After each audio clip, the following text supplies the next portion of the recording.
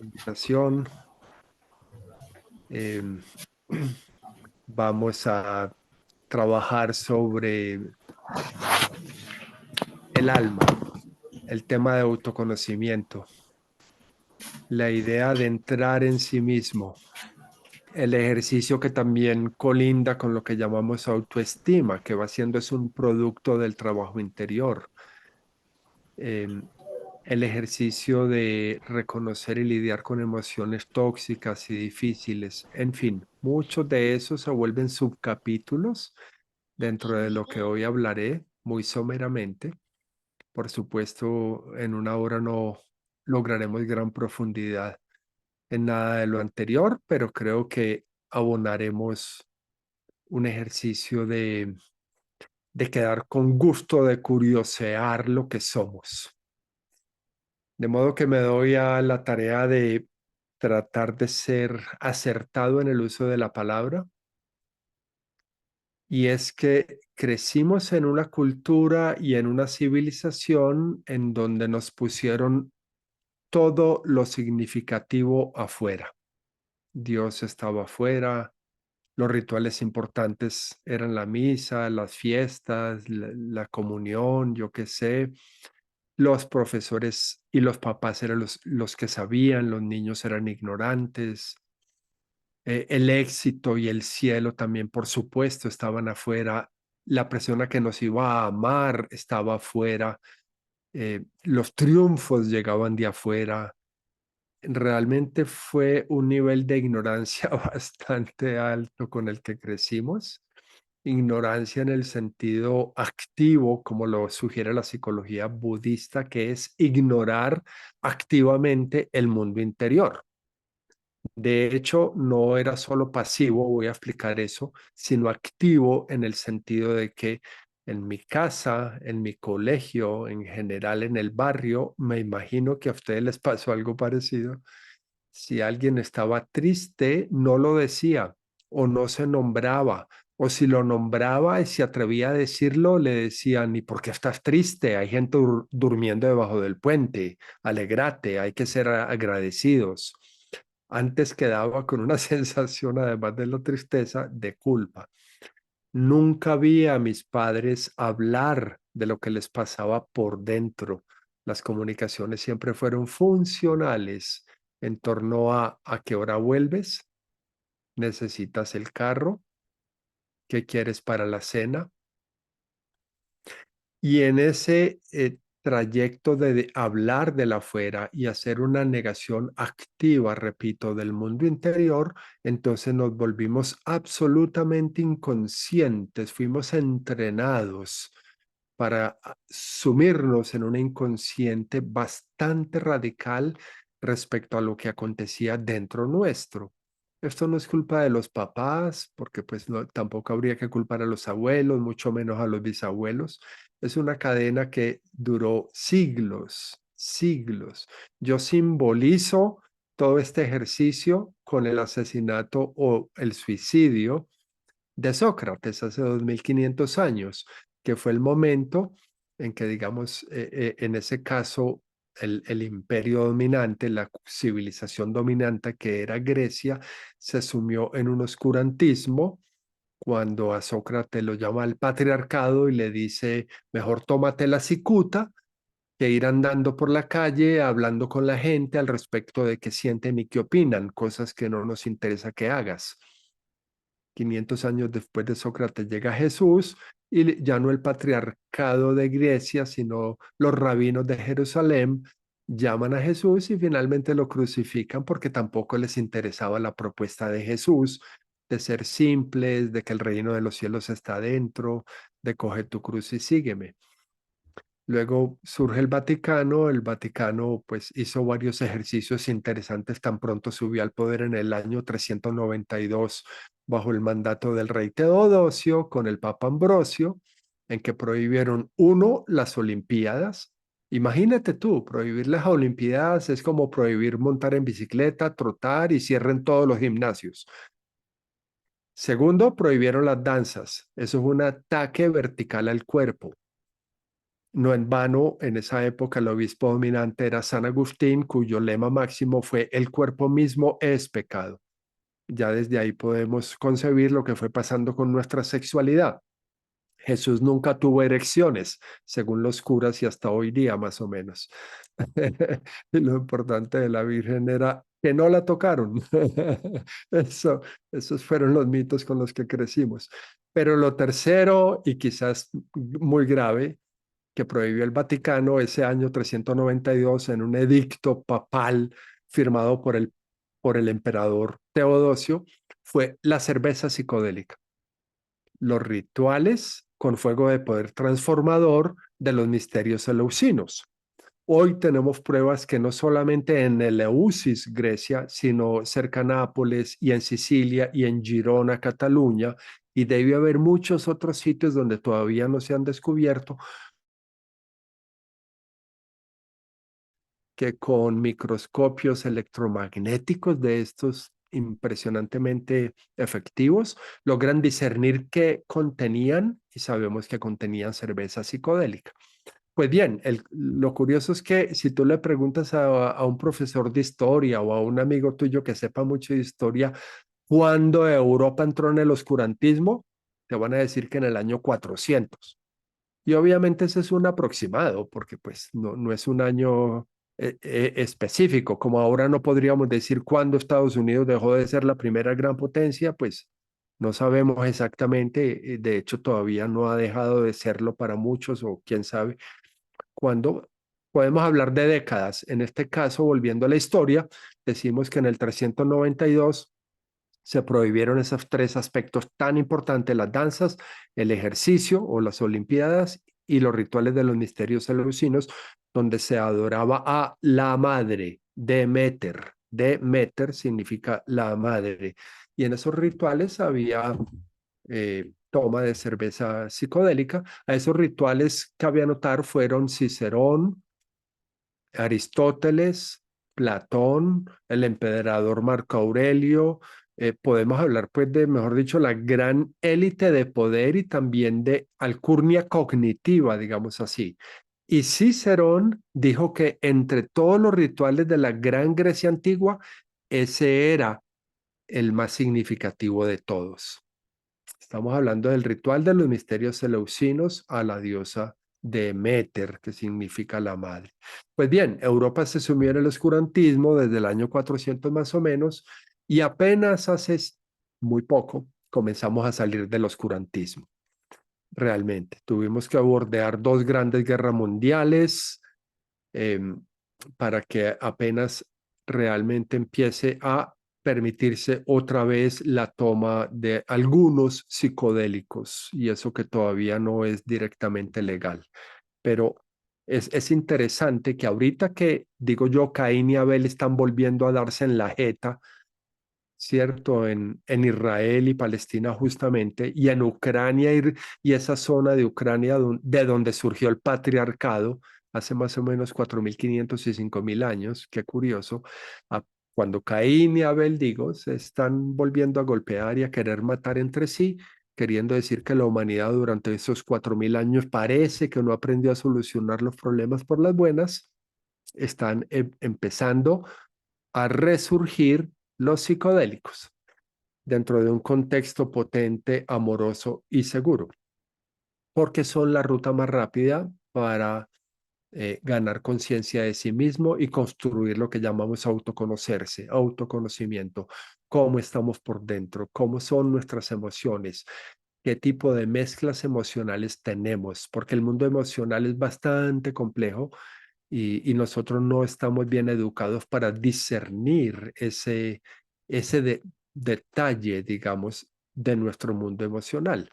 Y no tenemos tampoco mucha conciencia de qué activan las emociones, porque bien sabemos que las emociones son productos de las creencias, pero no sabemos esas conexiones, ni cuáles creencias activan cuáles emociones.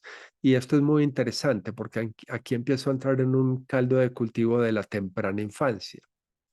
Todos tuvimos madre, todos venimos de un útero. Ninguno de nosotros todavía es un robot, afortunadamente.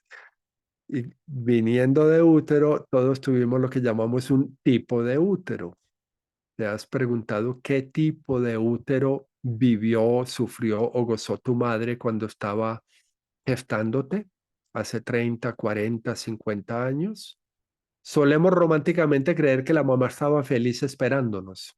¿Será eso cierto? Estoy seguro que la mitad de las madres de los aquí presentes estaban cansadas, agotadas.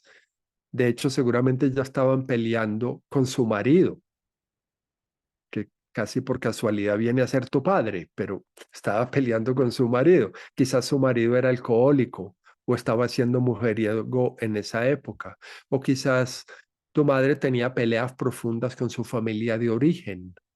Y quizás todo eso le dé un tipo de útero triste o rabioso o peor aún depresivo o ansioso. Quizás tu madre fumaba, bebía en esa época. Entonces todo eso contaminó su cuerpo emocional y a eso llamamos el tipo de útero que te engendró. Entonces es posible que vengas de una trama de tipo de útero, llegases a una familia, quizás seas el mayor o la mayor sobre quien pusieron una gran cantidad de expectativas, porque todos sabemos que cuando una mujer, y muchas de ustedes aquí escuchándome tienen hijos, y todos sabemos que cuando una mujer queda embarazada, no queda embarazada de un niño, sino de dos, el que tiene en la panza y el que tiene en el corazón o la cabeza. Y eso es una disyuntiva muy tremenda. Eh, Yo por mi parte, por ejemplo, soy el segundo. Mi madre había tenido a un hijo 2 años y medio antes que a mí y ella esperaba una mujer. No en vano, mi segundo nombre es María, José María. Y curiosamente, eh, sé las afectaciones, algunas de ellas positivas, que eso pudo haber tenido en mí, en ayudarme a desarrollar cierta sensibilidad y intuición que muchos connotan con lo femenino. Pues bien, muchos hombres la traemos en parte debido a eso, gracias a ese tipo de condiciones uterinas. Entonces es muy interesante indagar sobre el tipo de útero porque eso es como el piso sobre el cual se va a construir el edificio que luego llamamos tu carácter. Y la fachada del edificio es tu personalidad.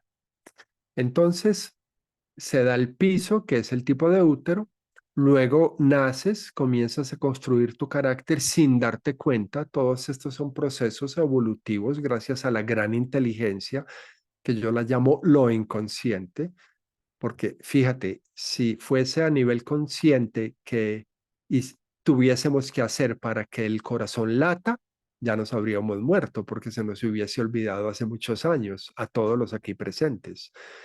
Afortunadamente el corazón late inconscientemente, la digestión la hacemos inconscientemente, caminamos sin tener que decidir conscientemente cómo mover los pies. Qué bonito, esa es la gran inteligencia que repito yo llamo lo inconsciente, como con mayúsculas, que es distinto a el inconsciente. Cuando hable de el inconsciente es el inconsciente de cada uno o el inconsciente colectivo, pero lo inconsciente es terminología de la psicología budista que yo aquí traigo y aplico y que me gusta porque es cierto que, digamos, cuando tiramos una pepa de aguacate o de mango en un bosque y 2 meses después la pepa germina y empieza a producirse un arbolito, esos son procesos que se dan gracias a lo inconsciente, a la inteligencia natural de la grandiosa vida. Entonces nosotros, cada uno de nosotros fue creciendo en un hogar eh, y fue construyendo lo que llamamos las creencias significativas limitantes. Y las creencias significativas limitantes, o en resumen, creencias limitantes, que todos las tenemos, las produjimos inconscientemente, sin darnos cuenta. No fue por elección, ni de nosotros, ni de nuestra madre, ni de nuestros padres. Y todo lo que aquí diga, de entrada quiero eximir a nuestros padres en el sentido de que sin duda la cagaron. Sin duda la cagaron, como sin duda hoy día los que somos papás la hemos cagado. Pero habría que perdonarnos de hecho porque rarísima vez es con intención. Entonces asumo que no hubo mala intención, pero hemos de decir lo siguiente. Pongo un ejemplo. tú estabas aprendiendo a caminar, digamos que ya tenías 1 añito y medio, em, y ibas, llamémoslo, corriendo por la casa y te tropezaste contra una mesa y se cayó un jarrón y se quebró. Entonces tu mamá gritó o la empleada o tu papá y tú te sonrojaste y posiblemente empezaste a llorar y eso no fue lo más grave. Lo más grave no es el drama, sino lo que hay detrás del drama. En este caso, lo que tú pensaste. Es muy posible que hayas pensado, yo soy torpe, o fue mi culpa, o yo hago las cosas mal. Y eso se volvió lo que llamo, repito, una creencia limitante, que te seguirá acompañando el resto de la vida en tanto no la identifiques y comencemos a trabajar con ella y a perdonarte tú de esa creencia. Perdonar, escucha la palabra, me gusta esa palabra de perdonación, perdonar. Que, repito, como nos hicieron creer en esta civilización que todo venía de afuera, creímos que era el cura el que nos perdonaba o nosotros que perdonábamos a un amiguito. Y realmente los perdones significativos vienen de adentro, en el sentido de donarnos un nivel de gracia, llámese belleza, verdad, bondad, más alta de la que hasta ese momento nos hemos dado. El cuento es que esa creencia que derivamos o a la que concluimos debido a que tomamos el jarrón y sentimos culpa y alguien nos dijo algo en ese momento y entonces concluimos yo soy torpe o yo hago las cosas mal y nos sigue acompañando, no es la única creencia que nos acompaña. A esa se nos suman otras 2 o 3 creencias de ese estilo, cuál de ellas más pesada. Y repito, como la mente está muy sensible, o más que la mente, el alma, porque estamos hablando de un bebecito de 1 año, 1 año y medio. Yo creo que para los 3 años ya las creencias significativas limitantes están formuladas. Es decir, ya no solo está el piso, que es el tipo de útero y tipo de teta, del cual no hablé, pero que aquí lo resumo, el tipo de teta no solo es la teta física, que también lo incluye, pero es también la forma como la mamá o la cuidadora primaria, hablo en femenino porque generalmente es una mujer y generalmente la mamá, la tía, abuela pueden ayudar, la forma como nos cuidan o nos descuidan, si hay ternura, si hay piel. En general somos ositos pésimamente lamidos en esta cultura. Yo, por ejemplo, haciendo análisis de mi familia, sé que vengo de una madre que ya murió y con quien estoy perfectamente en paz y además quise mucho y la amé, pero que ella no sabía acariciar. Ella creía que eso no era importante, que lo importante era hacer cosas. Entonces ella me dejó al cuidado de la empleada. Yo soy de la generación de la leche Klim, los que nacidos en los años 50, 60 y 70 somos criados en tetero de aguapanela con leche en polvo, porque ahí se juntó ese catolicismo pendejo que venía desde San Agustín, que decía que el cuerpo mismo es pecado y amamantar en público es grosero y feo y hasta peligroso, con el capitalismo que se aprovechó y nos dijo o les vendió a nuestras mamás el cuento de que la leche clima alimentaba más y les atracó el bolsillo, pues. El cuento es que ese tipo de teta, sumado al tipo de útero y a las creencias limitantes, entonces fue todo congregándose para ir creando nosotros nuestro carácter.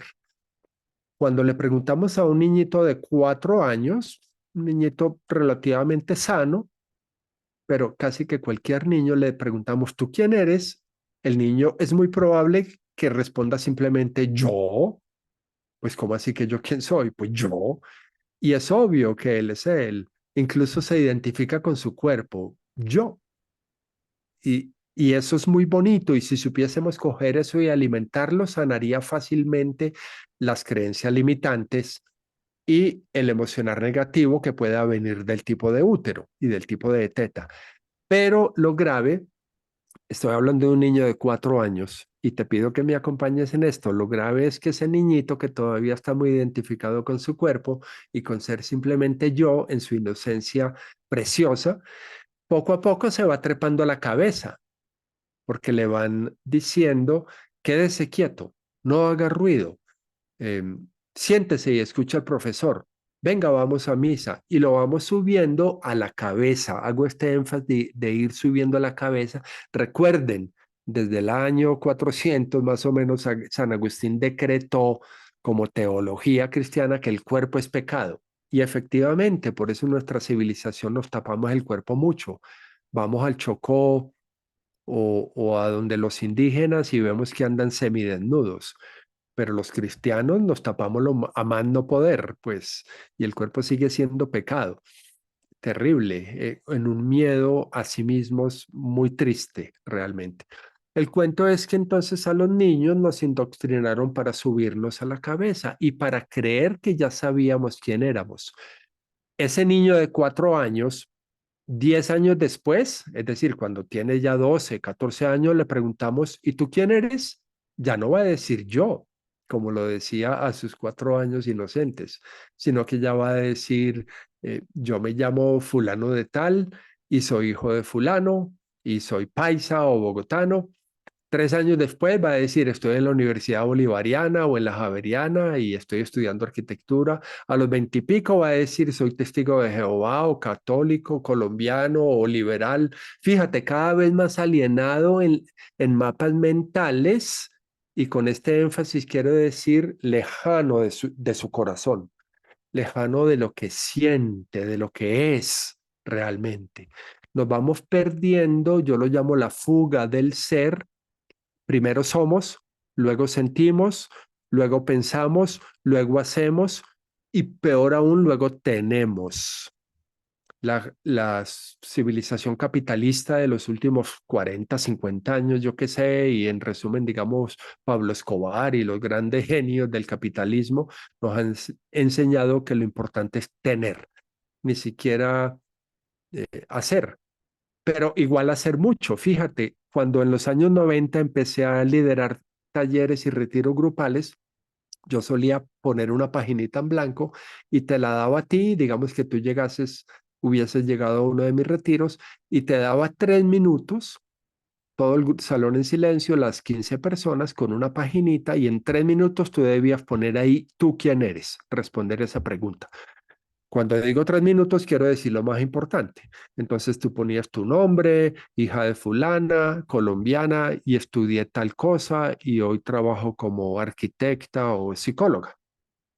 En fin, nombrábamos sobre todo eso, las creencias y el oficio, ni siquiera lo que sentimos. Rarísima vez si es que alguna vez alguien dijo y me siento deprimido o me siento muy alegre y me gusta como soy. Todo este cuento va para explicar que efectivamente en esa fuga del ser, entonces devinieron muchos problemas. Creímos que nos iba al final de la vida a atajar Dios, pero a medida que Nietzsche dijo Dios ha muerto y que ya no sabemos quién es Dios, dónde está Dios, cuál Dios, y que en efecto ya dejamos de creer en un Dios afuera que nos vaya a recibir cuando nos muramos. Eso no mata la idea de la divinidad, repito, porque la divinidad está en todo posiblemente y sobre todo en nuestro corazón y en el buen trato que queremos llevar a nuestras relaciones y a los seres vivos. La divinidad puede estar en todo, repito, como bien lo plasman, digamos, el hinduismo y el budismo, que aquí no habría que explicar eso. Pero yo creo que ya casi todos dudamos de que haya un Dios tipo Yahvé por encima de estas nubes que nos va a recibir cuando el, llamémoslo, objeto volador no identificado, que nos dijeron que era el alma, cuando el cuerpo muriese, iba a flotar a ese Dios. Ya empezamos a entender que ese alma es el mundo interior y repito, no un objeto volador no identificado y que no hay un Dios allá afuera esperándonos, sino que quizás está en todo. Entonces, en ese sentido, la pregunta significativa va siendo, si el alma es el mundo interior, ¿cómo abordarla? ¿Qué hay en mi alma? ¿Qué es lo que realmente quiero en esta vida? Y aquí voy a diferenciar lo siguiente. Antes no hablábamos de buscar el sentido de vida. Cuando yo era niño, nadie hablaba de eso. Ningún profesor. mis 20 primeros años habló o mencionó ni profesor, ni tío, ni mentor, ni mis papás, ni el cura, ni el gobernador, ni nadie hablaba de esas vainas. Se asumía que era evidente ganar plata, ir a misa, casarse y irse para el cielo después. Estoy hablando de los años 50, 60 y 70. Más o menos ahí fue entrando la marihuana, el movimiento hippie. Empezamos a cuestionar si matar a los vietnamitas si era una buena obra, si exportar la democracia y destruir tres países cada generación si era una buena obra. Hoy día ya nadie le cree al gobierno de Estados Unidos, ni al de Colombia, ni al de Irak, ni al de Rusia.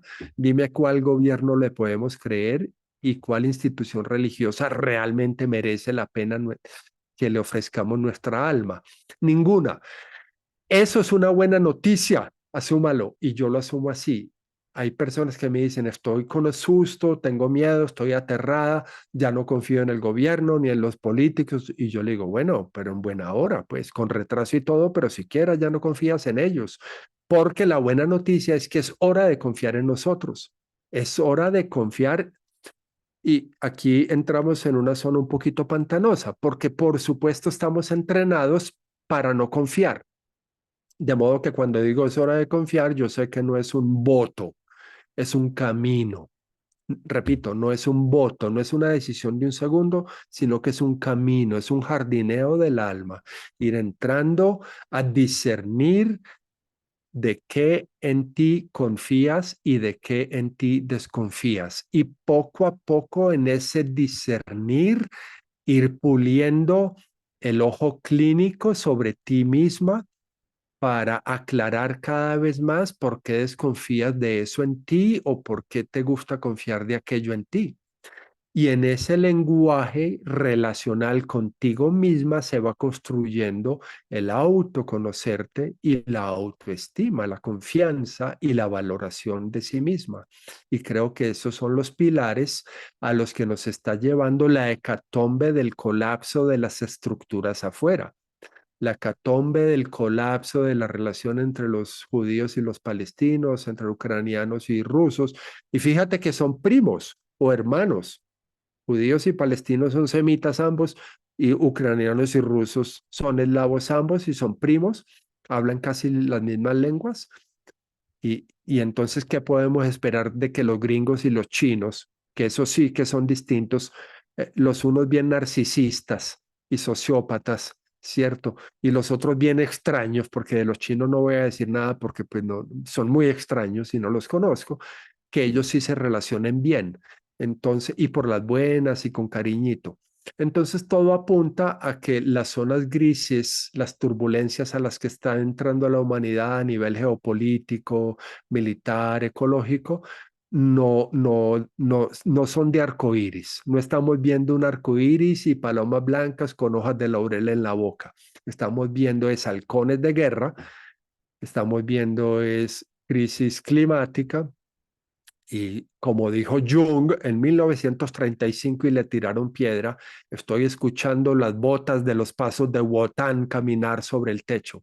Wotan, recuerden, es el dios de la guerra de los vikingos. Y Jung en 1935, 4 años antes de que empezara la Segunda Guerra Mundial, empezó a anunciar eso. Pues hoy podemos presentir que Wotan está volviendo a caminar sobre el techo. Y repito, esto no es para deprimirnos, al contrario, esto lo podemos tomar como una buena noticia y es que no hay tiempo que perder. Hay que estudiarse a sí mismo y asumir responsabilidad por sí mismo. Porque vamos a decir esto, nos deprimimos o nos da mucha ansiedad no por lo que pasa afuera, insisto, no por lo que pasa afuera, sino por cómo nos relacionamos con eso que pasa afuera. Me imagino que muchos de ustedes vieron la película Titanic. Confieso que yo no la vi, pero me contaron que cuando el barco se está hundiendo, muchas personas eh, tratan de salvar sus valores, llámese cadenas de oro, diamantes. Alguien corría con un cuadro para arriba y para abajo tratando de que no se mojara. Suena hasta simpático. El circo humano es fascinante. Lo cierto es que ahí sería bastante más conducente tomar un MD y sentarse a abrazarse o a abrazar a alguien que nos caiga muy bien o a quien amemos. Y si estamos solos, pues solos. Y exhalar paz. Inhalar quizás el miedo o la tristeza y exhalar paz. Y si no hay MD o M, pues de todos modos exhalar paz y estar en paz. Cuando no hay nada que podamos hacer, es más conducente estar en paz. Y eso sí está a nuestro alcance, pero eso requiere mucha capacidad de maniobra dentro de nosotros, porque por supuesto no es fácil aprender algo que no se ha practicado. Digo, aprender algo en el último minuto de vida que no se haya practicado. Entonces, esa capacidad de maniobra consigo mismo requiere mucho autoconocimiento de cómo funciona nuestro cuerpo emocional, nuestras creencias limitantes, nuestros complejos y demonios. Voy a explicar la palabra demonio para que no quede en una connotación teológica. La palabra demonio etimológicamente viene de dinámica. Las dinámicas internas fueron satanizadas, exactamente, porque la iglesia no quería que mirásemos para adentro, sino para afuera, viendo en los curas que espiaban a todas nuestras abuelitas durante siglos y siglos, lo que pensaban y lo que hacían, recuerden, ¿cierto? Los curas las espiaban, se llamaba comunión y confesión y todo eso, y las esperaban siempre en el púlpito los domingos a las 8 de la mañana, yo qué sé, y siempre todas sabían quién faltó y quién no faltó, y era una forma de control. Hoy que estamos tan aterrados de que se viene el control de Google y de las mega corporaciones de vigilancia en China ya la hay y en Estados Unidos ya la hay. Está pendiente la condena a Assange en estos días, precisamente porque estaba él hablando de eso. El cuento es entonces, cuando por fin estábamos saliendo del oscurantismo y recuperando las medicinas psicodélicas como vehículos para investigar el alma, nos llega la posibilidad del autoconocimiento, liberarnos de la ignorancia, construir pues la capacidad de maniobra dentro nuestro para liberarnos de la esclavitud de depender de la afuera y de las circunstancias externas, que es lo que siempre, digamos, el grillete con el que nos han tenido amarrados. Nos han dicho que todo depende de la afuera, que si vamos a misa, antes eran los rituales religiosos, hoy día los rituales capitalistas. Hay que lograr tanto dinero o casarse o yo qué sé, pues ya a la última generación ya no le dicen hay que tener hijos, pero hasta finales del siglo XX había que tener hijos para también ser chuleado y aceptado en cierto mundo.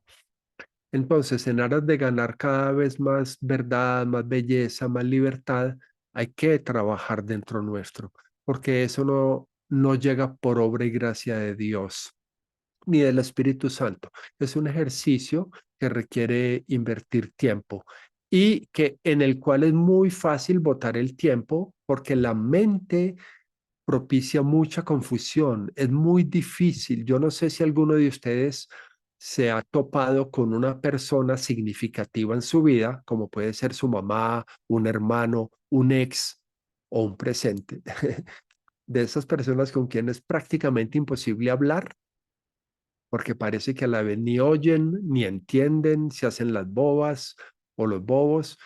Y pues bien, resulta que la mente de cada uno de nosotros en mucha medida es así. Nos podemos decir cosas, pero la mente no la cree. Entonces vuelve y cae en el error anterior. Bien sea insistir en que no, la gente no me quiere y nos pueden bregar a comprobar que la gente sí nos quiere y nosotros votamos en contra nuestro diciendo no, la gente no me quiere, etcétera. Cualquier creencia negativa somos capaces de defenderla porque se volvió una parte estructural de nuestro carácter.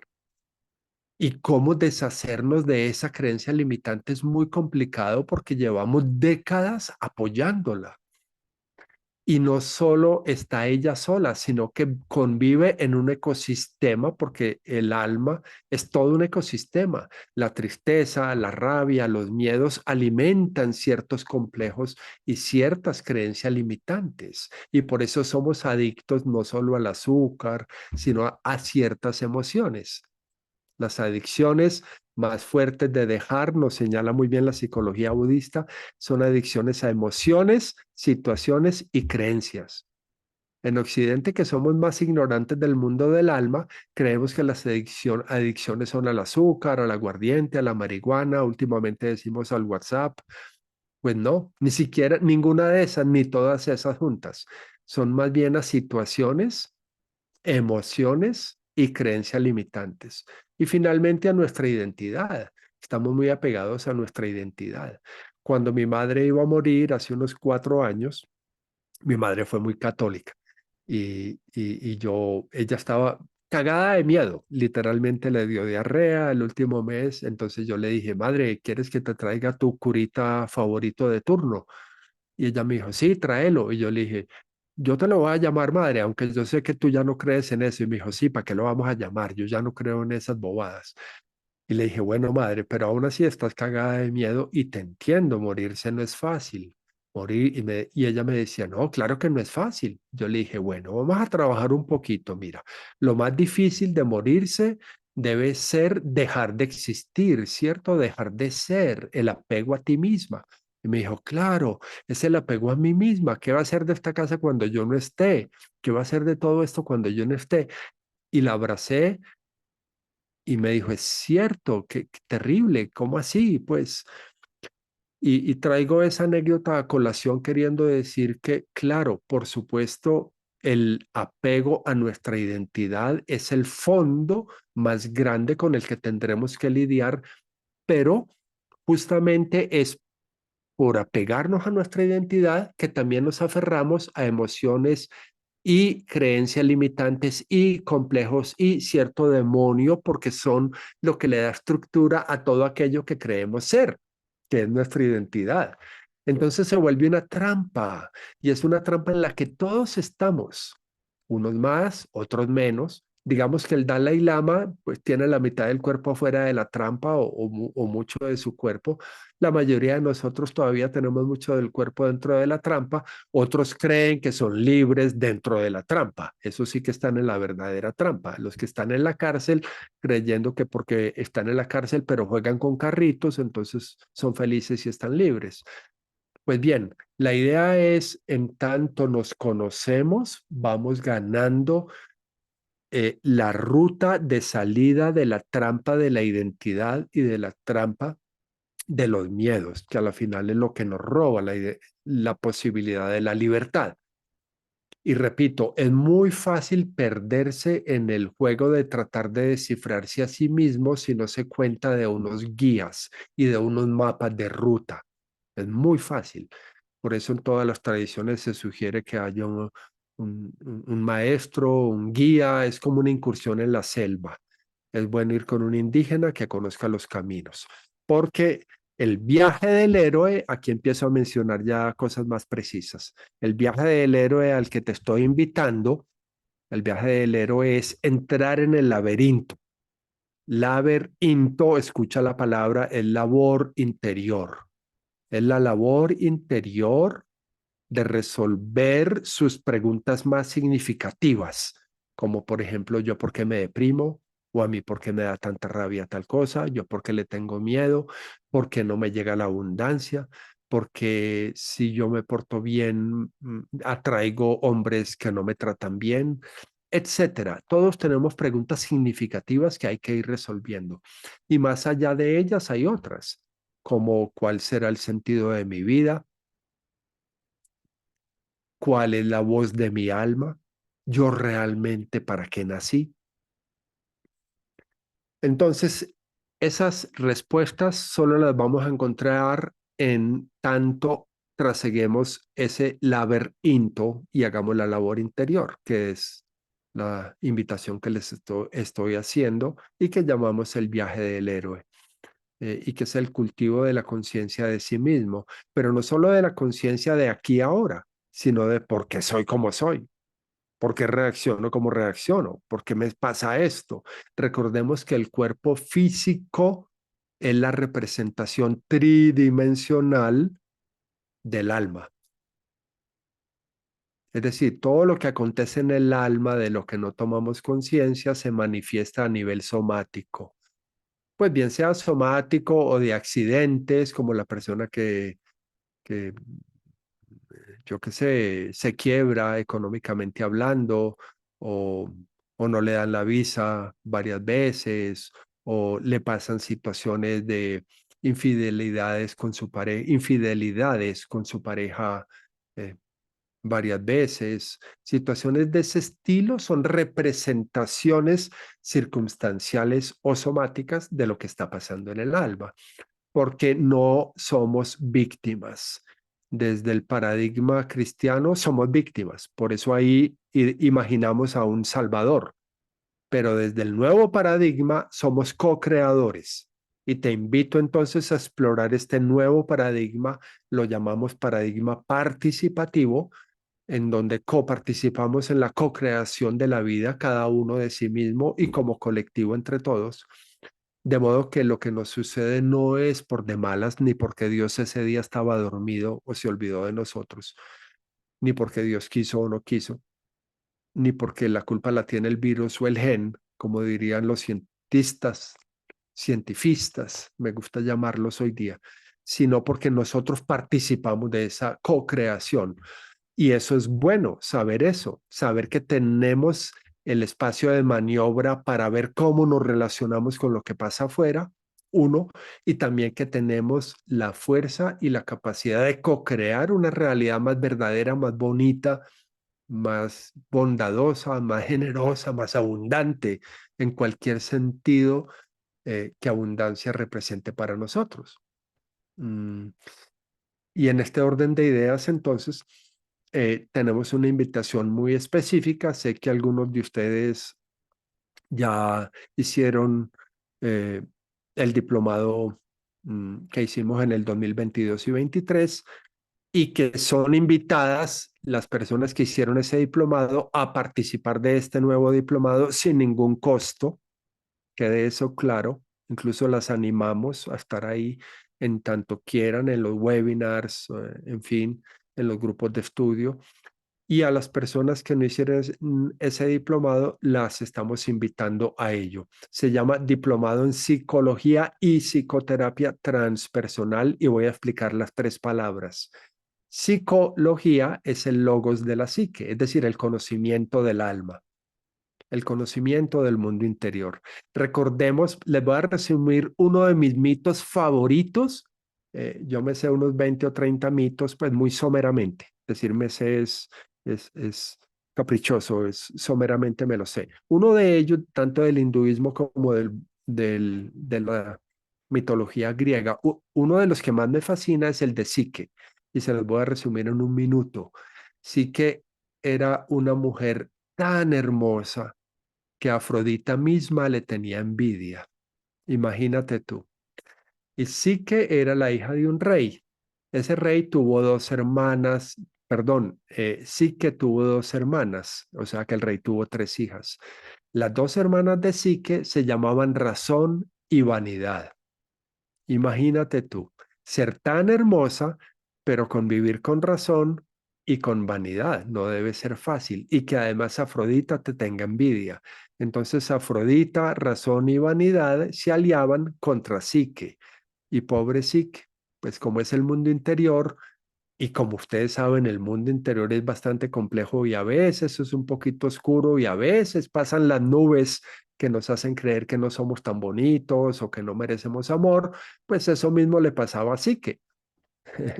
Entonces, en la trama, Afrodita, Vanidad y Razón confabulan para que el hijo de Afrodita, llamada Eros, vaya y haga que Psique se enamore de la persona más fea que pase por ahí en ese minuto. Entonces Cero carga sus flechas y está esperando que la persona más fea pase por ahí para dispararle la fecha para hacer que se enamore Psique de esa persona fea. Pero Psique queda, perdón, Eros está embelesada viendo a Psique y tiene el arco listo para disparar la flecha que ya está envenenada contra ese personaje, pero mirando a Psique queda embelesada con Psique de tal manera que se pringa o se chuza la punta de la flecha en su dedo y es el mismo Eros el que queda enamorado de Psique. Para tragedia de razón, vanidad y Afrodita. Y entonces Eros y Psique se persiguen desde siempre. Hemos creído que el amor viene de afuera y no está mal que el amor venga de afuera. No está mal tener un buen carro, vivir en una buena casa. Con esto yo no estoy queriendo agredir el mundo exterior. Estoy queriendo decir sí que hemos abandonado en gran medida el mundo interior. Y el amor debe venir de adentro. Y dentro nuestro está Eros y dentro nuestro está Psique. ¿Y cómo lograr ese casado y ese amorcito interior, ese matrimonio sagrado que llamamos? Pues bien, ese ejercicio de conocerse a sí mismo desde el amor es el comienzo de lo que yo llamo el jardineo del alma, jardinear el alma y es la invitación que les estamos haciendo. Entonces, la palabra psicología remite al conocimiento de la psique y psicoterapia es el actuar sobre la psique. Escucha la palabra psicoterapia. Es donde ya a través de una cantidad de ejercicios de la psicología budista, que la maestría que yo estudié es de la línea de psicología transpersonal budista, que aquí os quiero transmitir. Muchos de los ejercicios vienen de la beta de la psicología junguiana y muchos de ellos de la psicología existencial europea, sobre todo del siglo XIX, que fueron los grandes titanes, Nietzsche, Schopenhauer, Dostoyevsky, Kierkegaard.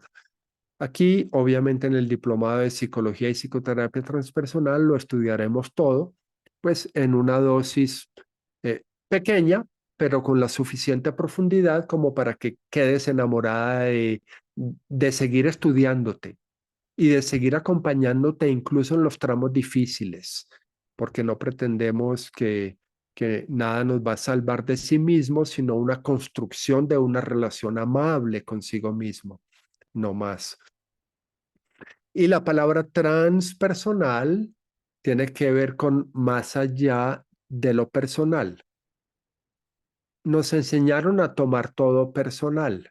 Si íbamos a misa, Dios anotaba 10 puntos a nuestro favor. Y eso todo era personal. Si sonreíamos, la tía nos daba un besito. Si no le sonreíamos, no nos daba la chocolatina. Igual, todo se volvió una transacción personal. Si hacíamos fila en la embajada de Estados Unidos y les pagábamos lo que nos decían, nos dejaban entrar allá, íbamos a Disney y nos tomábamos la foto. Y todo era muy personal. Pues bien, resulta que eso no está mal, pero esa es la obra, ese es como el drama. Pero detrás del drama está el actor, que es el corrazón. Corrazón es aquello que le hace eco a la razón, aquello que le hace eco a la razón y cómo ponerlas en sintonía y alinear es el gran desafío.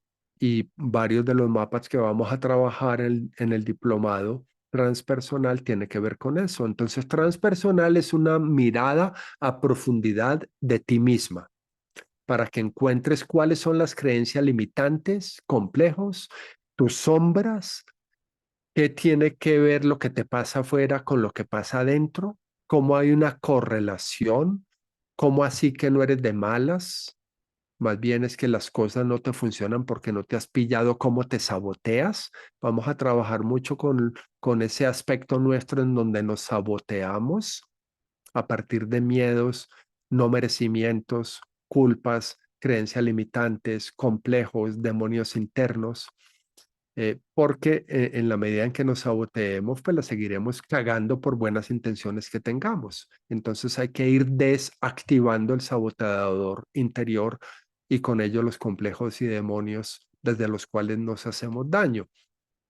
Bien, entonces, el diplomado es teórico desde las tres rutas que he señalado, psicología budista.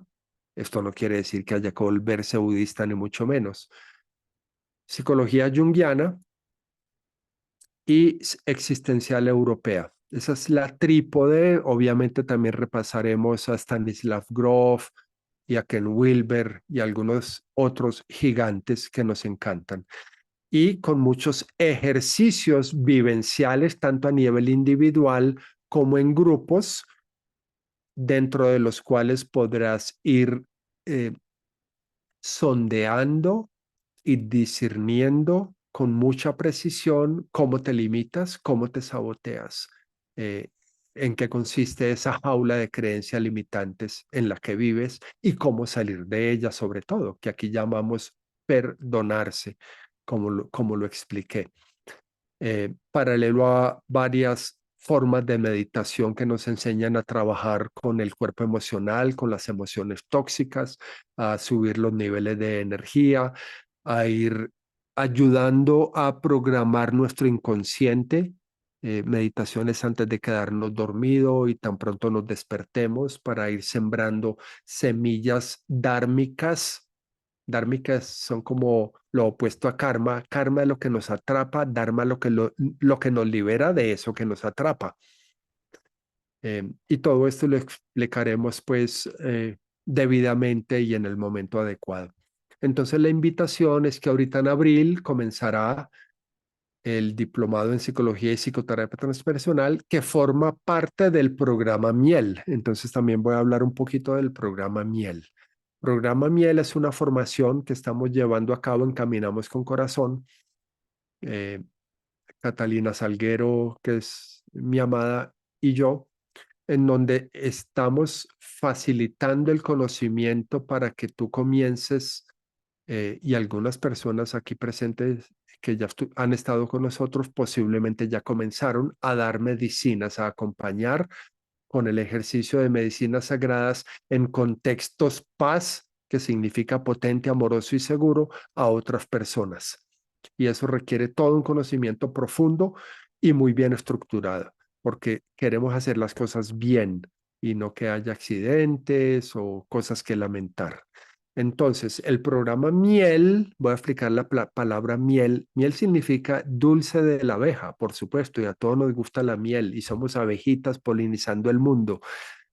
Pero además significa M, la M significa micelios, quiere decir hongo, la raíz del hongo, y también significa M de MD. Entonces, M-I-L, L de Lucy. Recuerda las tres letras que les gustaba a los hippies. Ese Lucy, Lucy in the Sky with Diamonds, es una de las medicinas que más usamos como tecnologías del alma. Pues miel entonces es Micelios o MD y Lucy, y es el programa en donde enseñamos cómo manejar estas tres medicinas que consideramos son los vehículos más importantes de las tecnologías de la conciencia. De modo que el programa Miel tiene dos aspectos: el diplomado en psicología y psicoterapia transpersonal que comenzará ahorita en abril, aunque se puede entrar en mayo, se puede entrar en junio también, pero pues ojalá lo empieces a su debido tiempo y en orden. Ese diplomado es una de las alas y el otro es la parte vivencial, que son los retiros a los que muchos de ustedes ya han ido. Estela, Sandra, Manuela, Cristina, muchos de ustedes ya han estado en retiros con nosotros y eso nos place mucho. Y están caminando varias de ustedes el programa Miel y varias hicieron el diplomado. Y, y bueno, quisiera incluso abrir el micrófono si alguien quiere expresar una pregunta en vivo o expresar algunas de ustedes que haya estado en el diplomado antes con nosotros, cómo le fue. Muy brevemente, también bienvenida a su participación y opinión. Entonces, vale equivocarse, digo yo, en el sentido de que está bien pedir que explique nuevamente algún término, porque esto lo estamos construyendo entre todos. Este conocimiento, pues, y esta sapiencia. Entonces, no sé aquí cómo proceder, Cata o Analú, o si alguien levanta la mano.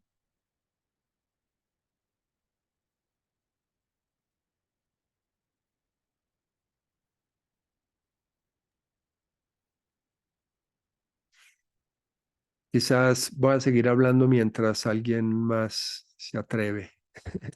El diplomado consta de 18 meses, así que tomará todo este resto de año, excepto enero. Bueno, ahí no, creo que es excepto enero, no sé. De pronto me equivoco, de pronto en enero también daremos un módulo. Lo cierto es que son 18 meses al inicio de cada mes, es decir, dentro de 15 días, la primera semana de abril, te mandaríamos el primer módulo. Son 18 horas, eh, no, perdón, son más o menos 12 horas de clase que están divinamente grabadas. Tienes acceso a la biblioteca, videoteca, meditacionteca. Tú tienes todo el mes para estudiarlo y hacer las lecturas. Em, Habrá un webinar de 2 horas y media al final de cada mes en el cual estaremos Catalina y yo presentes respondiendo algunas inquietudes, mejorando las explicaciones, proponiendo ejercicios y al siguiente mes te daremos otra vez el siguiente módulo y contenido y así avanzaremos a lo largo de 18 meses. En paralelo a ello, la idea y el deseo y la sugerencia es que tú acudas a algunos retiros vivenciales en la zona de Medellín o de Villa de Leyva. Tenemos retiros también en Cali. Prontamente abriremos en Armenia y en el Chocó. En fin, entonces ir ¿Alguien acompañando la ya levantó parte la mano? teórica de las vivencias. Quiero abrir el micrófono a Juanita Monsalve. Abre la cámara, porfa. También, Juanita. ¿Listo? Gracias. ¿A mi bebé? Sí. Ay, perdón, estoy como con cosa de oficina en el fondo, pero listo. Hola, pues mil gracias por el espacio. Es la primera vez que participo y que te oigo hablar. Mil gracias por compartir pues todo lo de la sesión. Mi pregunta es casi que más bien como una petición a los que han estado en tus retiros y tus espacios, tal vez por esas mismas creencias limitantes, casi que solo con nombrar estas medicinas terapéuticas para el alma como el MD casi que me da como hasta miedo el nombre, ¿no? Entonces la petición más bien es si alguno puede compartir cómo fue esa experiencia, cómo se sintió de manera posterior, o es decir, cómo ahondar un poquito como en ese tema, sería súper chévere. Mil gracias. A ti, Juanita. Y aquí le pido a cualquiera de las personas que haya estado, bien sea en el diplomado o en los retiros, ofrecer lo que pide Juanita. Lucas o Estela. Estela iba primero.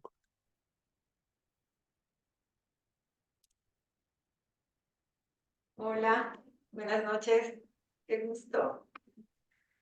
Buenas noches a todos. Bueno, yo hice el diplomado con Josema, terminé las clases y estoy en el programa también para acompañar a personas que quieren explorar en lo profundo. Es una guía fantástica la de Josema y la de todos. Todos los demás profesores son de una calidad excelente. Eh, yo puedo decir que me he venido transformando. Estos 2 últimos años he tenido las transformaciones más aceleradas que en toda mi vida de búsqueda.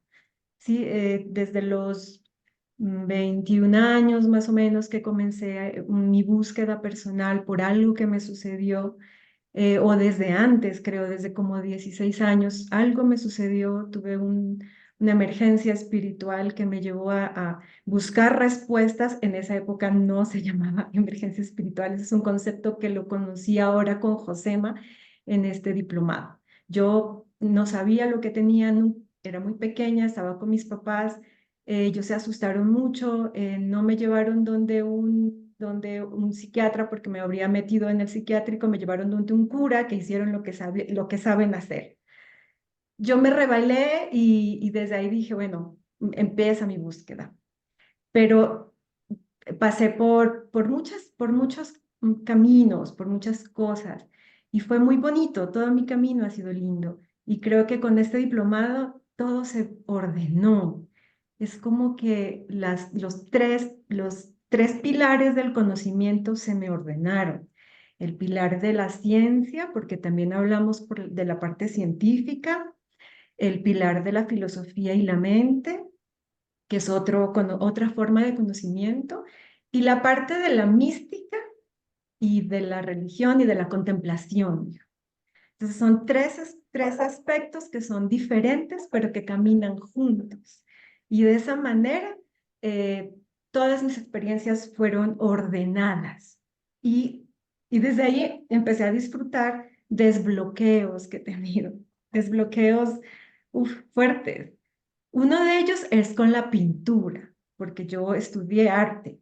Esa fue mi carrera profesional, pero no podía pintar. Y qué curioso, ahora buscando un toma corriente para conectar mi computador, me puse detrás está mi cuadro, el último que pinté hace muy poco, y es pensando en mí y en las personas que conmigo han tomado honguitos. Y me siento así, nos hemos sentido así cuando estamos en la sesión, como ese barquito que está en las aguas del inconsciente, que emergemos al inconsciente a encontrar nuestras verdades a encontrar como esas respuestas que estamos buscando y nos da miedo porque está oscuro, porque el cielo está oscuro, porque el agua está turbulenta, pero vemos también una parte que es luminosa, que vamos saliendo. Y hay partes que se confunden, uno no sabe si está bien, si está mal. Entonces, para eso es la guía, para eso es todo el material que hay, que existe, que está a nuestra disposición y sobre todo la práctica, estar practicando siempre, aprovechar todos estos conocimientos para ponerlos primero en mi propia experiencia. Yo te agradezco muchísimo, José, Macata, y a todos los profesores, los tengo en mi corazón, los recuerdo, están allí, los escucho, es muy bonito. Muchas gracias. A ti, Estela, gracias por aportar. ¿Alguien más estaba por ahí? Lucas. Y hola, hola. Hola. ¿Cómo es que te llamas tú? ¿Quién hizo la pregunta? No me acuerdo. Juanita. Juanita. Te cuento, Juanita, que voy a ser cortico. Yo llevo más o menos unos 2 años transitando las medicinas. Fui muy afortunado porque me aventuré con ellas de manera independiente, pero una vez estuve en uno de los retiros de Caminamos, te digo, me cambió la vida. O sea, la forma tan respetuosa, amorosa y am, segura que te brinda el entorno es simplemente, es difícil tan siquiera de explicártelo. Porque claro, yo hice medicinas antes de llegar al retiro. Afortunadamente me fue bien. Y digo afortunadamente porque ahora reconozco que, pues, que no debería uno hacerlo sin una guía, ¿no? Pero te digo que una vez estuve en uno de los retiros, me di cuenta que es de verdad invaluable la guía, la compañía y sobre todo cómo te sientes protegida, cómo te sientes cuidada todo el tiempo es simplemente hermoso. Solamente eso. Te quería contar que esa fue mi experiencia. O sea, mi experiencia espiritual fue una cosa impresionante, pero no quiero ahondar en eso, sino contarte que es demasiado potente y seguro el espacio que se genera en los retiros. De verdad que te lo recomiendo de mi corazón. Gracias, Luque. Abrazos. ¿Alguien más quiere preguntar algo? Hay alguien preguntando por el chat, Josema, que no ve la opción para Camila. levantar la mano. Entonces, yo lo que veo voy en orden. Camila, hola. Hola, Josema. No, Eh, pues era como para alimentar un poco la inquietud, o pues como retroalimentar a Juanita respecto a mi experiencia con las medicinas. Para mí siempre ha sido importante cuando trabajo con medicinas encontrar un espacio cuidado, muy cuidado, porque es un momento de muchísima vulnerabilidad, mm, donde no sabes qué pueda pasar, ¿no? Hay como una idea, pero pues las medicinas saben cómo actuar y dónde actuar y, ¿no? Entonces es importante el espacio. Y yo encontré acá un espacio muy cuidado, muy respetuoso, muy amoroso, donde puedo tomar con toda la confianza y donde mi alma me dice, es acá, no hay forma, es acá. Pero hay algo que no está en las manos de Caminamos con Corazón, ni de Josema, ni de Cata, ni de nadie, y yo creo que es la integración. Entonces, la experiencia puede ser linda, puede ser desafiante también, ¿no? Y el espacio se te da, pero creo que lo que te puede llegar a alimentar muchísimo más es lo que pasa después, que es la integración, y me parece que la integración de cada toma es responsabilidad nuestra, es de cada uno. Y si bien acá nos brindan las herramientas, creo que va mucho más allá, ¿no? Es cierto el espacio, es cierto quienes nos acompañan, pero la final para mí, desde mi experiencia, es qué hago con toda la información. Y aquí también hay un grupo de terapeutas y hay un grupo de personas que brindan el acompañamiento post, porque me parece que es también importante hablar de ese espacio. Yo empecé también a hacer el diplomado antes de pandemia, me acuerdo, pero estaba en posparto, estaba dando teta full y no pude continuarlo, o me dedicaba a dar teta a mi hijo y más el estrés de la pandemia, que fue caótico para mí. Le dio varicela a mi hijo, le dio herpes zóster a mi esposo, o sea, fue un momento muy duro y tuve que abandonarlo. No podía sostenerlo. Así que ya, dije, este es mi momento y empiezo el programa y sigo caminando. Quiero seguir caminando con corazón, ¿no? Entonces, sí te puedo asegurar que este es un espacio muy seguro para seguir, como dice Josema, jardineando el alma, buceando el alma, no sé. Es eso. Gracias, Camila. Abrazos. Matthew, hola. Hola, bonita noche. Bueno, dentro de lo que me gustaría comentar, apoyando mucho lo que acaba de decir Camila, de la responsabilidad que existe para poder integrar los procesos, también me gustaría mencionar cómo es un camino de verdad y las verdades son complejas a veces. Donde hay un ambiente seguro, siempre hay la posibilidad de tener confianza sobre las verdades que aparecen. Entonces, dentro de los retiros, dentro de los ejercicios, dentro del acompañamiento de los terapeutas, ahí veo una gran posibilidad de integrar esas verdades que son dolorosas, que punzan, y otras que son muy luminosas, porque también dentro de las verdades se ve mucha luz y posibilidades de crecimiento, y acompañado de personas que saben, es valioso. Entonces, siempre es confiar en el misterio también de la vida y confiar en que lo que vamos encontrando de nosotros nos nutre de muchas formas posibles. Entonces, es como mi opinión, dentro de lo que he vivido en el diplomado, dentro de lo que he vivido en los talleres, dentro de lo que he vivido en las sesiones uno a uno con los terapeutas que están en el programa. Entonces, sí, es una decisión que requiere de fuerza y de entregarse al proceso. Entonces, bueno, esa es mi opinión. Gracias. Gracias a ti, Matthew. Abrazos. Abrazos. Sandra, hola.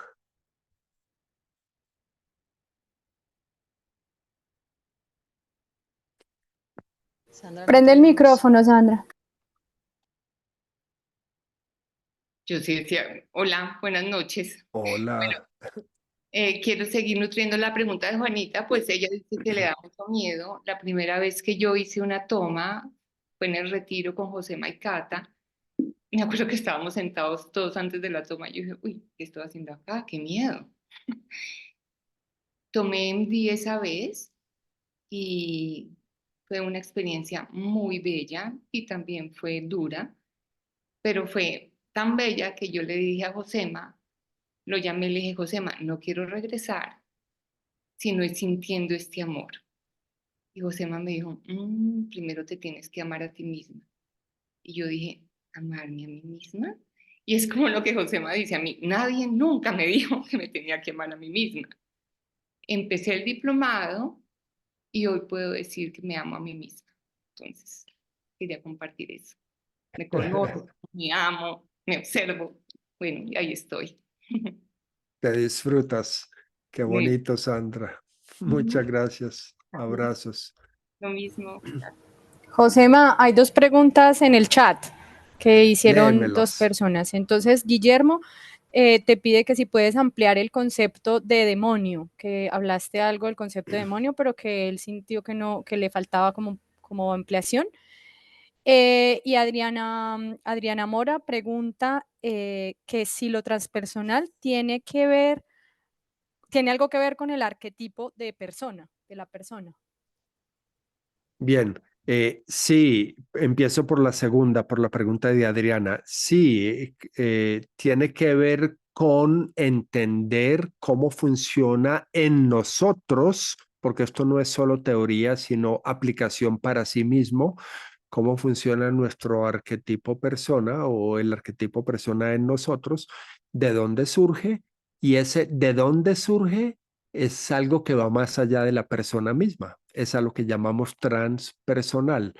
Es decir, como que, digamos, cuando uno ve un árbol, el árbol se representa o aparece aparente, pero lo que no ve es la raíz. En este caso, vamos a ir a la raíz. ¿De dónde surge la persona? ¿Por qué somos como somos? ¿Y por qué evitamos ser de otras maneras que se vuelven sombra? También entonces trabajaremos con el arquetipo de la sombra, porque personalidad y sombra son, digamos, las dos caras de una moneda que llamamos el ego. Y dentro de la sombra está el demonio. Aquí paso a responder la primera pregunta. Demonio, cuya etimología, repito, viene de la palabra en griego dinámica, que significa daimón. Sócrates hablaba de que él andaba con su daimón. Recordemos que Sócrates fue satanizado, volviendo a esa palabra fuerte. Y entonces poco a poco se volvió, digamos, el significado de la palabra dinámica se volvió demoníaca, como hoy entendemos demonio, como en el siglo XVII, que era mucho más oscuro que hoy, entendían demonio. Pero en la psicología transpersonal y sobre todo en la beta del existencialismo y de la psicología junguiana y de la psicología tibetana budista, la aplicación de demonio tiene que ver con esos aspectos oscuros nuestros que se representan a través de enfermarnos, llevarnos a quiebras, a separaciones, a situaciones traumáticas o dramáticas terribles, que puede ser incluso un cáncer, o que a veces nos da tanta pena y torpeza interior que no somos capaces de ir a por lo nuestro y nos demoramos 40 años para caer en cuenta que ya se empieza a acabar nuestra vida y todavía somos tímidos. Ese es un demonio, habría que descubrir qué te atrapa, porque los demonios lo que hacen es atraparnos y sumirnos en sufrimiento. Hay demonios más evidentes, por ejemplo, eh, algunos de nosotros tenemos hermanos periqueros o alcohólicos, y esos hermanos, aunque sean buena o no gente, es evidente su demonio, que ellos lo llaman el alcohol o el perico, en fin. Pero hay otros demonios que son bastante más sutiles o solapados. Vuelvo a poner el ejemplo del exceso de timidez. Una persona a sus 40 o 50 que todavía sufra de mucha timidez es porque está atrapado en un demonio que le roba toda la estima y el coraje. O problemas que tenemos con la alimentación o de trastornos del sueño o relacionales, ese tipo de demonios que no nos permite abrir el corazón a otra persona. En todo caso, cada uno de nosotros cuenta con uno o varios demonios y haremos ejercicios en torno a desenmascarar nuestros demonios internos para que dejen de tener tanto poder sobre nosotros. Diría eso. Hay otras dos preguntas, otras Léelas. 3 preguntas. Entonces, David pregunta, mi pregunta es sobre los elementos y herramientas a considerar para ir llevando la integración de manera adecuada. Sí, trabajaremos. Ahí está hablando de integración de experiencias psicodélicas. Pues bien, el programa Miel, recuerden que aquí estamos hablando del diplomado y del programa Miel. El programa Miel es la parte vivencial, que son los retiros a los que los hemos invitado, y esa parte vivencial del programa Miel también tiene un webinar mensual en donde transmitimos formas de acompañar y formas de acompañar desde la ciencia, llámese cerebriatría, dosis, cómo nos afecta la interacción de sustancias, hasta formas un poquito más, digamos, mitológicas de cómo embuir el espacio y el diseño, cómo atender ciertas crisis de los viajes desafiantes y cómo llevar a cabo procesos de integración. Eso se hace dentro del programa Miel. Sí. Hay otra pregunta que dice, ¿cuál es el límite del uso de la medicina una vez se hace un proceso? Me cuestiono si hay algo que pueda generar una dependencia de la medicina, que venga de uno mismo y afecte el proceso propio, dándole el poder a la medicina. Claro, somos personas entrenadas, repito, para creer que el poder está afuera. Todos fuimos criados en esta cultura católica, asumo, y nos dijeron que la hostia nos iba a lanzar para el cielo. La hostia no nos lanzó para el cielo. Entonces después creímos que Prozac lo iba a hacer. Prozac tampoco lo hizo y ahorita muchos esperan que sea la psilocibina la que los salve de su propio infierno. Pues la verdad es que infierno significa fuego interior. Nada nos va a salvar del fuego interior sino el amor propio. Y el amor llega a través de conocerse quitando los juicios. Es decir, conocerse cada vez con menos juicio. Eso es lo que nos va a salvar del infierno interior, de la angustia, de la depresión, del sinsentido. Ahora bien, entonces, yo diría que muchas personas llegan a nuestra clínica creyendo que es la psilocibina la que los va a salvar o el MD la que les va a quitar el trauma. Nosotros siempre decimos, no, es más bien tú y tu conciencia la que te va a ayudar a sanarte y a florecer, que no son lo mismo. Nos podemos sanar, pero no florecer. Entonces aquí se trata de los dos intentos, sanarse y florecer. Y obviamente, digamos que no podemos prometer nada, pero que en general la tendencia es que no genera adicción. De hecho, la psilocibina y Lucy son viajes tan potentes que tú no quieres estar ahí sintiendo eso cada 15 días, porque pues es casi como si nos cogiese la luz, como una caminada nocturna y a medianoche descienden los truenos del cielo y uno logra ver su paisaje, aunque sea por un ratico, y entiende cómo es que se perdió y cómo salir de ese embrollo o bosque, pero no quieres perderte y caminar toda la noche cada 8 o 15 días. Entonces, no es algo que apetezca muy a menudo, pero me parece que 2 o 3 veces al año una buena sesión de toma de medicina en un contexto potente, amoroso y seguro amerita el tiempo y el esfuerzo y supera con creces pues la inversión, repito, no solo económica, sino en tiempo y en atención, porque cada vez que vamos a tomar medicinas hay que prepararse y eso requiere energía y poner una puesta en escena de acciones correctas. Por ejemplo, no embriagarse las noches anteriores, llevar cierta dieta o alimentación, etcétera. Hay unos rigores también en la integración. Lo que decía Camila es cierto, la integración es fundamental y nosotros siempre sugerimos ejercicios de integración que requieren invertir tiempo y atención. Entonces, sí le damos importancia a la medicina, sí creemos que son vehículos que ayudan muchísimo. Miren, les voy a resumir lo siguiente. tengo una amiga, evito nombrar su nombre.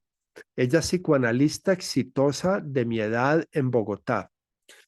Era virgencita en estas lides. Hace unos añitos me dijo, Josema, solo contigo me atrevería a tomar esas medicinas. ¿Tú me acompañas? Y le dije, me encantaría y ojalá llegues.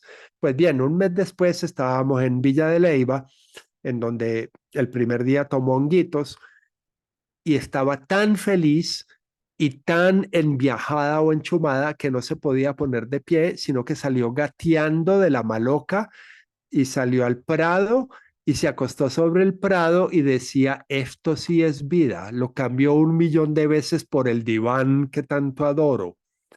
Y le pregunté, tú que sabes tanto de divanes y psicoanálisis, dime a cuántas horas equivale esta sola toma. Y me dijo, Josema, la verdad es que a cientos de horas. Una sola toma de psilocibina.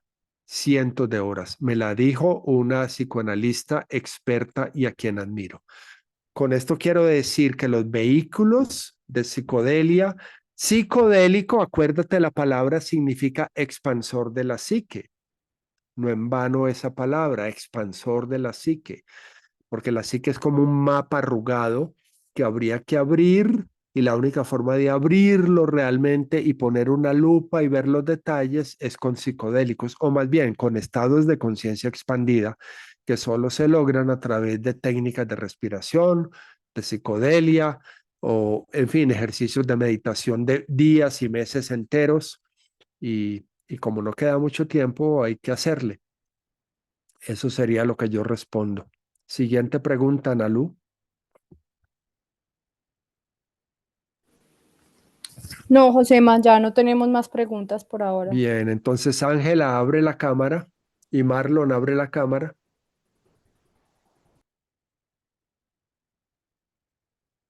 Abran la cámara. Eh, bueno, entonces el método es así. Hola, Ángela. Hola, Josema, ¿cómo están? Buenas noches para todos, para todas. Un gusto. Cuéntanos. Pues mi intervención era más con el ánimo de retroalimentar también, contarles que yo no he hecho el diplomado, estuve en 2 programas de minis y en un taller miel. Eh, Justamente este fin de semana voy a estar como en mi segundo taller miel aquí en Villa de Leyva. El primer programa de minis lo hice con mi familia, con mi hija y con mi compañero.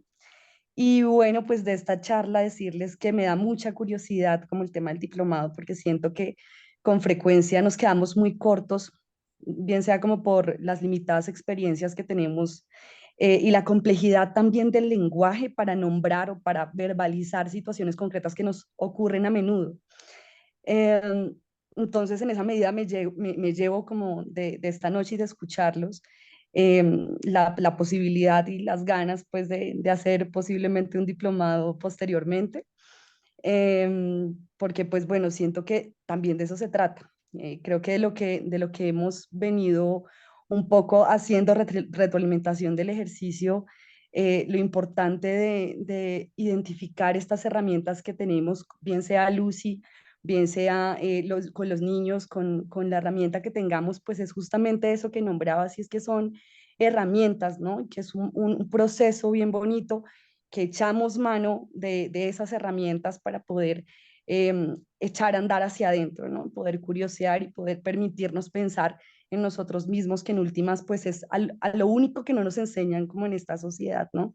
Entonces, bueno, finalmente siento que eso lo pudiéramos hacer en diferentes espacios, ¿cierto? Pero este ejercicio terapéutico de la mano con Caminemos, pues es maravilloso y siento que es como que tiene todas estas herramientas súper claras, con una experiencia maravillosa que lo hacen sentirse a uno, como decían antes, pues muy seguro, muy tranquilo, digamos, muy bien rodeado, acompañado y guiado. Creo que eso en últimas es lo que hace más retroalimentador, más bonito, más maravilloso como este proceso. Entonces, nada, eso, decirles que me llevo de esta noche eso y que espero entonces este fin de semana sea bien bonito para quienes estemos en Villa de Leyva. Será un gusto verte allí, Ángela. Qué bueno. Gracias. Ups, Marlon, ¿estás ahí? Hola, sí, muchas gracias. Buenas noches.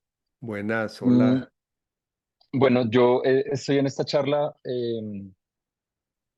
por situacional. Yo solicité información sobre el diplomado, pero no lo recibí. Entendí pues que económicamente no era viable para mí hacerlo en este momento. Pero también estoy inscrito para un retiro que va a suceder el 13 de abril, más o menos en Subachoque. Entonces crucé la información y pensé que esto era más de ese lado que del otro. Pero pues estuve muy atento a toda la charla. Y me surgen sobre todo la inquietud de como del hilo conductor entre una cosa y la otra, porque si bien llevo haciendo como seguimiento e indagaciones frente a estos retiros y a esos encuentros que se hacen con la medicina, logro entender ahora que es como un espacio de inmersión en el cual tienes la posibilidad de reencontrarte con un yo no consciente para abrir como cierto entendimiento a situaciones o problemáticas con las que te quieres encontrar en el momento, pero ahora escuchando esta charla, la conclusión a la que llego es que una vez cuentas con todas esas herramientas, necesitas como un conocimiento un poco más estructurado, que es lo que entiendo aporta el diplomado, para poder entender y orientar un poco a la razón hacia las salidas y a los posibles caminos para enfrentar ese tipo de situaciones que mencionabas durante toda la charla. Entonces, ahora cuestiono un poco como cuál es el siguiente paso luego de este retiro, luego de este encuentro con la medicina, cuando no cuentas con todas las herramientas técnicas, metodológicas ni teóricas que eventualmente el diplomado podría enfrentar, porque lo que temo es, yo llego a ustedes porque algún día no pude más con mi psicólogo. Luego de mucho tiempo de acompañamiento, llega un día en el que me siento y le digo, mira, yo entendí que los principales inconvenientes a los que me enfrento son A, B, C y D. Y me dijo como, ok, perfecto, entonces como ya tienes la respuesta, trabaja en ellos. Y yo, sí, pero ¿cómo?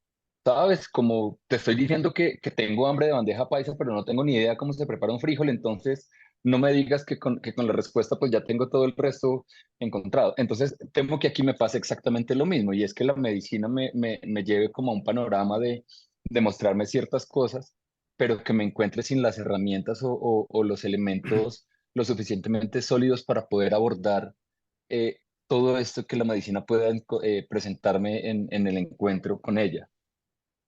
Marlon, valoro muchísimo lo que estás poniendo en escena. Es una pregunta o una cuestión absolutamente vital, importante. em, y se justifica en tanto que yo sé que un solo retiro tampoco te va a dar toda la solidez y la estructura para que resuelvas tus últimos 42 años de vida. Por supuesto, no pretendo eso. Sin embargo, sí saldrás bien abonado para ir mejorando tu forma de bucearte, curiosearte y jardinear tu camino de vida. Eh, entonces, por supuesto, el diplomado te daría mucho más mapas y herramientas que un fin de semana. Sin embargo, un fin de semana será un gran aporte al camino que estás llevando con juicio, porque interpreto, aunque no te conozco, que estás llevando un camino con juicio, un camino de autoconocimiento y de sanación. El diplomado, pues, voy a poner un ejemplo un poquito juvenil, pero para que se entienda. Hagamos de cuenta que somos un grupo de Boy Scouts y que yo los voy a invitar este fin de semana a acampar. Y vamos a ir a un parque en Guatapé o en Guatavita, donde sea, un fin de semana. En un fin de semana, ojalá tú logres aprender cómo hacer una fogata y cómo levantar la carpa y cómo evitar que el agua cuando llueva se te meta a la carpa. Punto. Y eso es mucho. Pero otra cosa es meterte a todo un curso de cómo ser un adecuado Boy Scout en el trópico y en el páramo y cómo navegar situaciones ya más profundas y complejas. Eh, entonces, eso no quiere decir que no debas ir al fin de semana. Aunque te mojes y aunque te quemes con un leño en la noche, anda al fin de semana y poco a poco irás aprendiendo a no quemarte y a mojarte menos o a disfrutarlo más. Pero por supuesto, Em, se trata de que mientras más tiempo y energía inviertas en este ejercicio de autoconocerte y de construcción, pues, de la conciencia, más fácil te va a ser ir ejecutando, como que se gana una especie de momentum, lo llamo yo, como cuando en bicicleta cogemos impulso y ya es más fácil sostener cierta velocidad. Igual en estas prácticas, a medida que vamos ganando mapas teóricos, que ese es el aspecto psicología, pero también incursión dentro del territorio propio, porque una cosa es que el profesor nos hable de tristeza, otra cosa es meterse en el fango de la tristeza propia. ¿Y cómo lidiar con ese fango de la tristeza propia? A través de ciertas, en este caso acudo, por ejemplo, a nombrar el Tonglen, una meditación tibetana para trabajar con emociones difíciles, que quizás le sería adecuada a quien se tope con el fango de sus tristezas profundas.